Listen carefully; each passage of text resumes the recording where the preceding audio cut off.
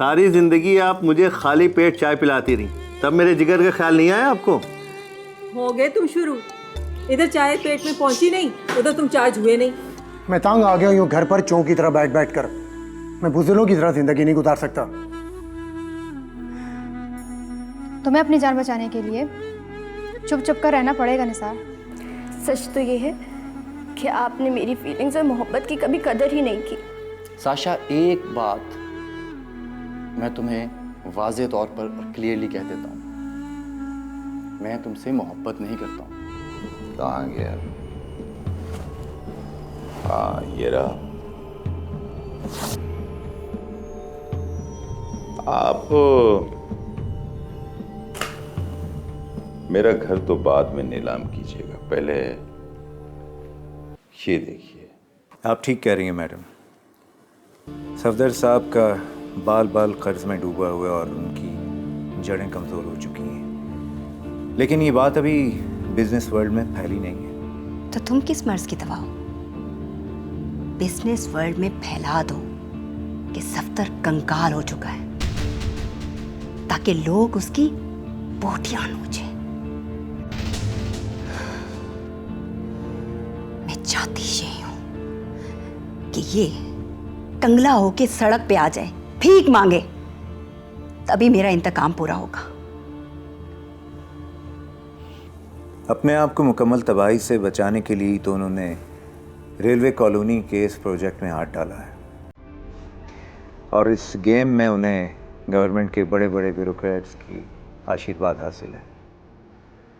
शारिक, तुम मुझे पूरी डिटेल बताओ, फिर देखती हूँ ये सफदर किस तरह कामयाब होता है। मैडम, कॉलोनी के लोग बहुत रेजिस्ट कर रहे हैं और वो इतनी आसानी से उस जगह को खाली नहीं करेंगे। Good, very good. अगर जरूरत पड़ी तो मैं खुद भी शामिल हो जाऊंगी। आप? तुमने सुना नहीं कि दुश्मन का दुश्मन दोस्त होता है? बिल्कुल ठीक कह रही हैं आप, लेकिन मैडम सफदर साहब एक हाथी की मानंद हैं और उन्हें गिराना बहुत मुश्किल होगा।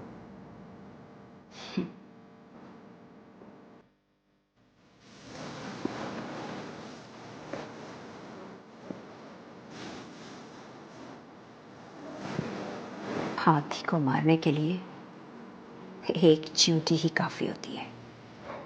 अब सोचना ये है कि वो चींटी कौन सी होगी जो इस हाथी को पागल कर देगी।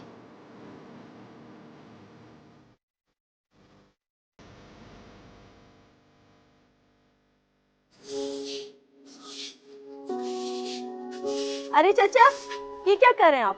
अरे बेटा, मैंने कहा थोड़ी सफाई कर लूँ। मेरे होते हुए आप ये कैसे कर सकते हैं? इधर अल्लाह खुश रखे बेटा तुझे। हाँ, माशाअल्लाह माशाअल्लाह। आप हाथ मुंह धो लें, फिर खाना खा लें। काश वो निसार कहीं लग जाए तो मैं तेरे साथ। वो नामुराद तो पता नहीं कहाँ भटक रहा है। 4 दिन का कह के गया था और अब तो कई दिन हो गए इसकी सूरत देखे हुए। अरे मैं आपको यही तो बताने आई थी कि कल रात निसार का फोन आया था। वो कह रहा है कि उसकी बहुत अच्छी नौकरी लगी और तनख्वाह भी बहुत अच्छी है। तू सच कह रही शबनम? जी। अल्लाह तेरा शुक्र, 1000 बार शुक्र, लाख बार शुक्र। बेटा, मुझे अपने अल्लाह पे पूरा यकीन था। मुझे यकीन था कि वो निसार को माफ कर देगा, उसे इनाम देगा। अब बेटी, और क्या बताया उसने? कब आएगा वो? कह रहा था कि 15 दिन के बाद 2 दिन की छुट्टी मिलती है, तो 2-4 दिन में आ जाएगा घर पे। आप हाथ मुंह धो लें, खाना खा लें।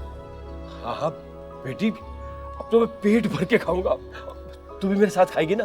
हाँ, मैं भी आया, मैं अभी आया हाथ धो के, अभी आया बेटा, अभी आया।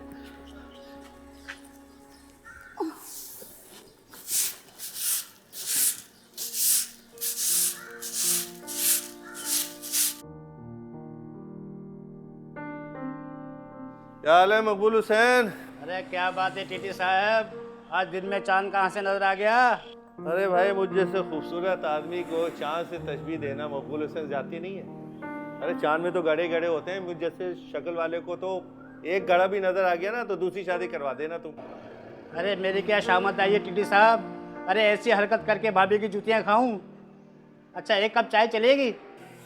चाय तो हम पी लेंगे मकबूल हुसैन, मगर ये बताओ कि ये होटल इतना उजड़ा उजड़ा क्यों नजर आ रहा है? क्या बताऊं टीटी साहब, एक एक बंदा इस कॉलोनी को छोड़ के जा रहा है। बताओ ये होटल कैसे आबाद रहेगा? लोगों का भी क्या कसूर मकबूल हुसैन, हर कोई अपने गर्ज की जंजीर में बंधा हुआ है। अब तो लगता ही है कॉलोनी कुछ दिनों के बाद खाली हो जाएगी। ऐसा कुछ भी नहीं होने वाला मकबूल हुसैन, ये कॉलोनी आबाद है और आबाद रहेगी इंशाल्लाह। इसको उजाड़ने के ख्वाब देखने वाले ना खुद ही उजड़ जाएंगे इंशाल्लाह। अरे दुआ तो मेरी भी यही है, लेकिन मेरी दुआ कबूल भी तो हो। नहीं, इंशाल्लाह तुम्हारी दुआ पूरी होगी, बिल्कुल फिक्र मत करो। एक आधे दिन में बहुत कुछ अच्छा होने वाला है।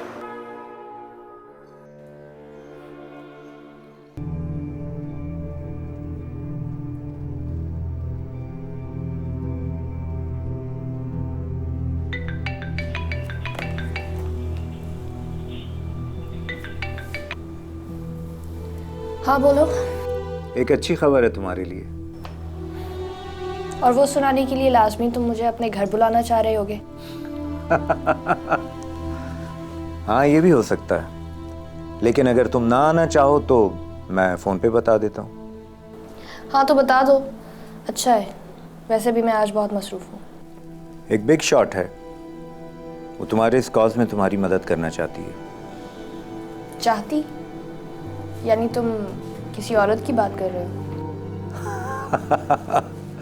तुम वाकई खतरनाक हद तक ज़हीन हो। हाँ, वो एक औरत है, लेकिन जैसा मैंने कहा ना कि वो एक बिग शॉट है। हमारी मदद करने में उसका क्या फ़ायदा है? नहीं, उसका अपना तो कोई फ़ायदा नहीं। हाँ, अलबत्ता उसे खप्त है मजबूर लोगों की मदद करने का। प्लीज़ मुझे बच्चा समझकर बहलाने की कोशिश ना करो शारिक। देखो नीलम,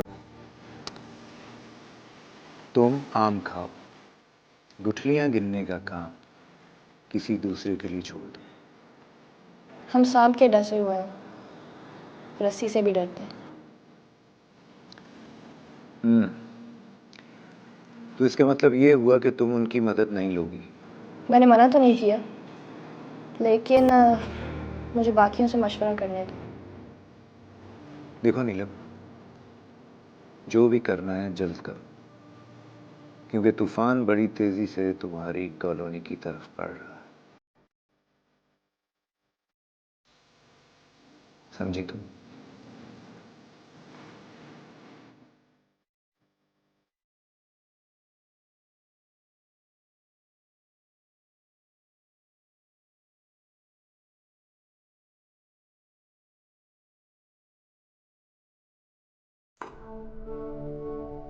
साशा, हम उधर डाइनिंग रूम में बैठा तुम्हारा इंतजार कर रहे हैं, तुम इधर सैड फेस बनाए बैठा बेटा। What happened my child? Grandpa, वो यासिर, उन्होंने मुझसे कहा कि वो मुझसे कभी लव नहीं करेंगे। क्या मैं इतनी बुरी हूँ grandpa? You are such a sweet, darling princess of mine. बहुत इंटेलिजेंट और प्रिटी गर्ल है बेटा।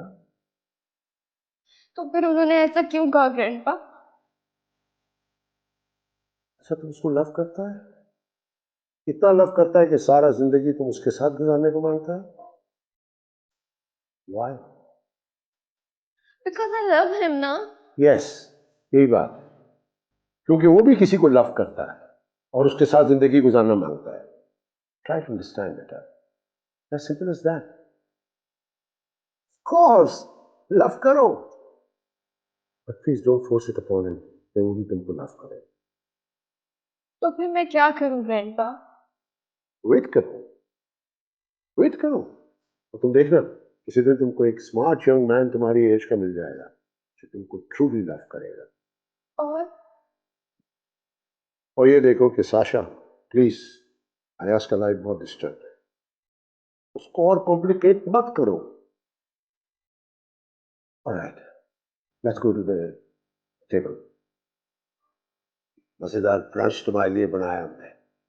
Let's go and have it. Come on.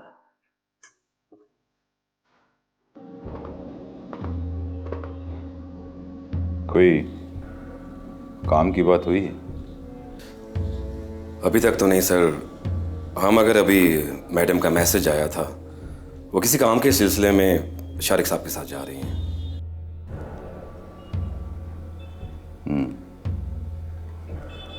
तुम उनका पीछा करो और देखो कि किधर जाते हैं वो लोग. ठीक है सर. और हाँ, ये नौकरी मैंने तुम्हें एयर कंडीशन कार में बैठने के लिए नहीं दी. कुछ काम भी करके दिखाया करो. हाँ, आप फिक्र क्यों करते हैं सर? मैं आपकी उम्मीद पे पूरा उतरूंगा.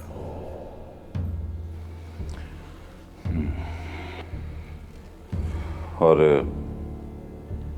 मकान ढूंढा तुमने? नहीं सर, शाम को जाऊंगा. उम्मीद है कि आज काम हो जाएगा.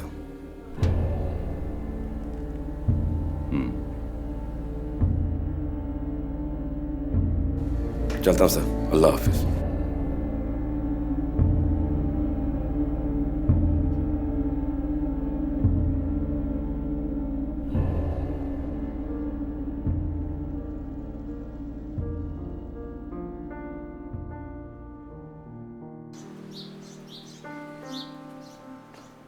अम्मी, क्या आप अब खाना तैयार करना शुरू कर रहे हैं?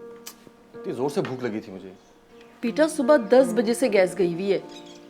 पूरी कॉलोनी का एक एक घर रोटी के लिए ना गैस का इंतजार कर रहा है.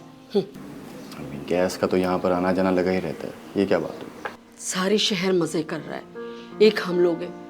अरे, हमारी तो तनख्वाहों से बिल के पैसे काट लेते हैं और फिर भी गैस पानी बिजली के लिए हम ही महरूम रहते हैं. गवर्नमेंट बेचारी करे तो करे क्या? मुल्क में गैस ही नहीं है. गैस कम नहीं हो गई है बेटा, ये हमारे हुक्मरानों की नीयत खराब हो गई है. अरे, बड़ी बड़ी फैक्ट्रियों वाले, बंगले वाले, उनकी तो ना ही बिजली कटती है और ना ही गैस जाती है. बस हम गरीबों की जरूरत पूरी नहीं होती. छोड़ें अम्मी, इस तरह की दिल जलाने वाली बातें करके आपको क्या मिलेगा? अयाज, मैं सोच रही हूँ क्यों ना हम ये जगह छोड़ के किसी अच्छी जगह किराए का मकान ले लेते हैं. ये बेरंग दीवारें, टूटे किवाड़, इनसे तो मुझे बड़ा खौफ आता है. नहीं अम्मी, हम यूं कॉलोनी के मकीनों को धोखा देकर नहीं जा सकते. धोखा कैसा? आखिर हमें यहाँ फायदा भी क्या है? मुझे तो ये छत देख देख के डर लगता है. आहिस्ता आहिस्ता ये भी छड़ रही है.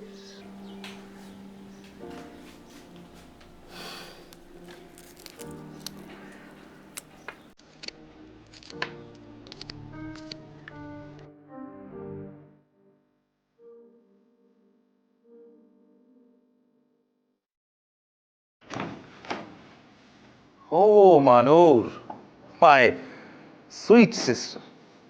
अरे वाह. तुम्हें एटिकेट्स होने चाहिए.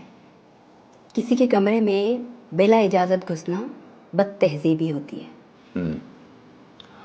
पहली बात तो ये है कि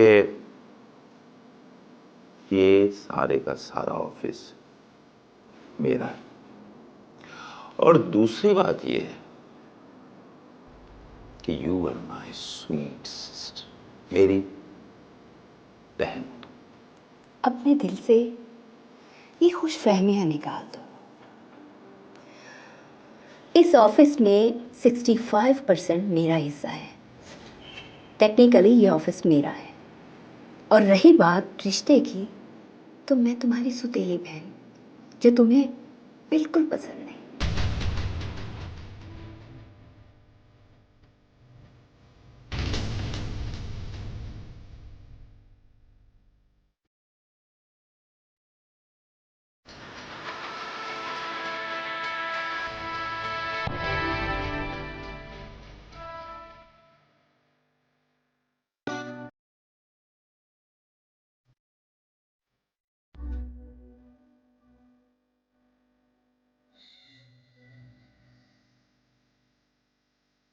जूलिया, तुम मेरी बात क्यों नहीं समझ गई? आखिर हम कब तक छुपते रहेंगे? इस रोज रोज की अजियत से तो अच्छा है कि हम दलेरी से मौत को कबूल कर लें। निसार, मेरा तुम्हारे सिवा कोई नहीं है। जूलिया, अब कुछ भी हो जाए, आज रात में अपने घर जरूर जाऊंगा। शबनम, तुमने अपनी जिंदगी के बारे में क्या सोचा है? मैंने क्या सोचना है, जो होना है हो जाएगा। कब तक इंतजार करोगी उसका? शायद मेरे मुकद्दर में इंतजार ही लिखा है। ये बताइए कि कल किस वक्त हड़ताली कैंप पे पहुंचना होगा? अरे आपको आने की जरूरत नहीं, हम लोग हैं ना।